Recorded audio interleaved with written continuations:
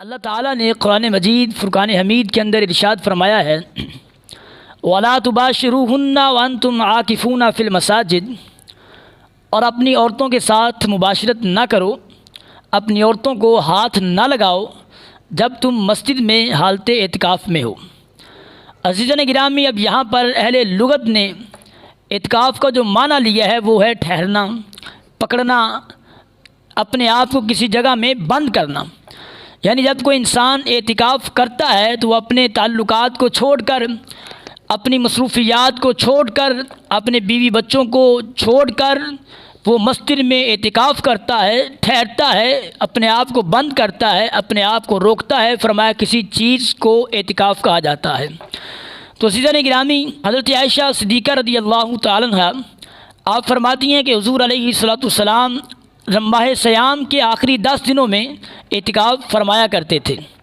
और हज़रत अब्दुल्ला बिन अब्बास रज़ियल्लाहु तआला अन्हुमा आप बयान फरमाते हैं कि हुज़ूर अलैहिस्सलातु वस्सलाम ने मोतकिफ़ के बारे में इरशाद फरमाया है, फरमाया कि एतिकाफ़ इंसान को गुनाहों से बाज़ रखता है और मोतकिफ़ को तमाम नेकियों का सवाब दिया जाता है, तमाम नेकियां करने वालों की तरह।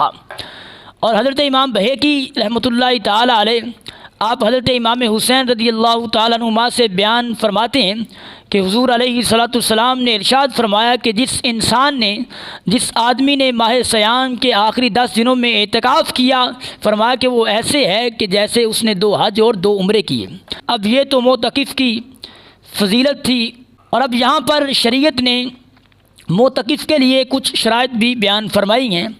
सबसे पहली शर्त तो ये है कि जो इंसान एतिकाफ़ करता है तो उसका मुसलमान होना शर्त है, यानी वो मुसलमान हो जो इंसान एतिकाफ़ कर रहा है। अगर मुसलमान नहीं है तो उसका एतिकाफ़ जायज़ नहीं है। और दूसरी शर्त, वो इंसान मस्जिद में क़याम करे। अब मस्जिद में क़याम करना भी शर्त है। अब यहाँ पर हज़रत अलीउल मुर्तज़ा कर्रमल्लाहु ताला वजहुल करीम आपने इरशाद फरमाया है कि ला एतिकाफ़ा इल्ला फ़िल मस्जिद जमा। आप फरमाते हैं कि एतिकाफ़ नहीं है सिवाय उस मस्जिद के जिस मस्जिद बाजमात नमाज अदा की जाती है।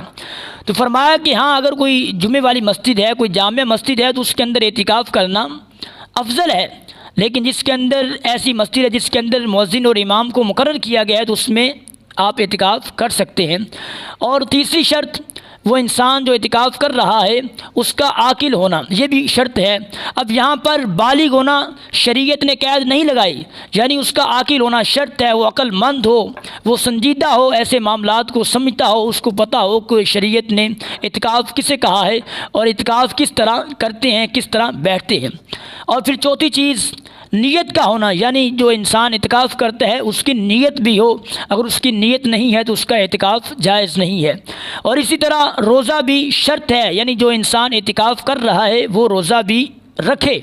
और हज़रत आयशा सिद्दीक़ा रज़ियल्लाहु ताला आपने भी फरमाया है, फरमाया कि रोज़े के लिए यानी एतिकाफ़ करने वालों के लिए सुन्नत मुबारका है, यानी जब कोई इंसान बीमार हो जाए उसकी तीमारदारी ना करे और किसी का जनाजा ना पढ़े और अपनी बीवियों से मुबाशरत ना करे और रोज़ा भी रखे। या अब यहाँ पर रोज़ा भी शर्त करार दिया गया, यानी जो इंसान ये सुन्नत मुअक्किदा अलल किफ़ाया एतिकाफ़ करता है तो फरमाया कि उसके लिए रोज़ा शर्त है। हाँ, कोई इसके अलावा अगर कोई एतिकाफ़ करता है तो वो नफली एतिकाफ़ कंसिडर होता है तो उसके लिए रोज़ा शर्त नहीं है। अब यहाँ पर हज़रत आयशा सिद्दीक़ा रज़ियल्लाहु ताला आपने फरमाया है कि रोज़ा शर्त है, यानी वो रोज़ा भी रखे और ऐसी मस्जिद में एतिकाफ़ करे जिसके अंदर नमाज बाजमात अदा की जाती है।